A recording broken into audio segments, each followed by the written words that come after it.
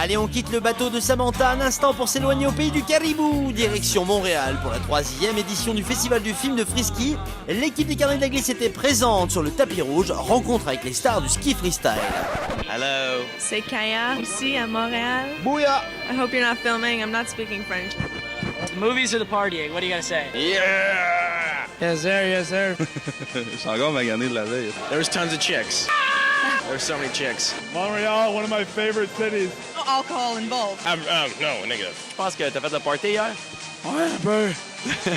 C'est ça l'IF3, hein? Faut tellement en donner plus à ce soir-là. We're done. Cut.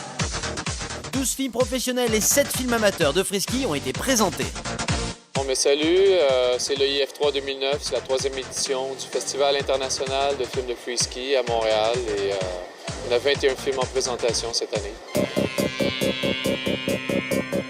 La crème du Frisky s'était donc donné rendez-vous pour découvrir ces images tournées aux 4 coins de la planète, un moment rare et apprécié, surtout en plein cœur d'une ville comme Montréal.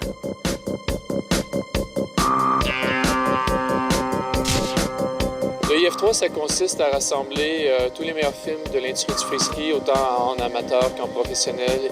Et c'est de rassembler en fait les ressources de l'industrie pour promouvoir au grand public le frisky. C'est aussi un peu une éducation qu'on veut faire. Le IF3, il n'y a pas d'autre festival qui représente comme ça. Je sais qu'il y a un petit festival de films dans les Pyrénées, mais c'est pas aussi médiatique que ça. Moi, l'IF3, j'adore cet événement. C'est la 2e année qu'on y participe, on y est invité. Merci beaucoup Félix. Les productions françaises ont largement été appréciées par ce public averti, autant vous dire qu'on n'était pas peu fiers.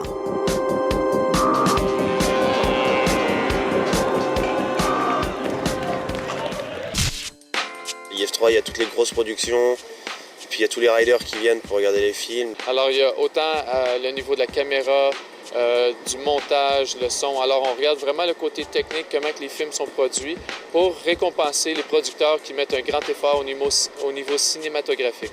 On a l'occasion de voir toutes les autres productions. Donc pour ma part, la plupart des films, je ne les ai pas vus avant de venir ici. Donc on découvre un peu tout ce qu'ont fait les autres boîtes de prod. C'est assez enrichissant de ce côté-là. C'est important de venir ici et de représenter ce que nous, les Français, on sait faire. Surtout que si tu regardes toutes les vidéos, il n'y a pas un seul Français dans les vidéos américaines ou quoi. On est les seuls à proposer la scène française, quoi.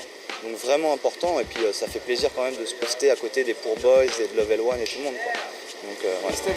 Ensuite, évidemment, le Reebok Classics Party, ça a été un franc succès. Je crois que ça a été au-dessus de nos attentes. On a rempli la place, c'était plein à craquer. Et ce soir, on a aussi un super bon party avec Mikey Dangerous, qui est un excellent artiste reggae. Shout out to all my free skiers in this motherfucker!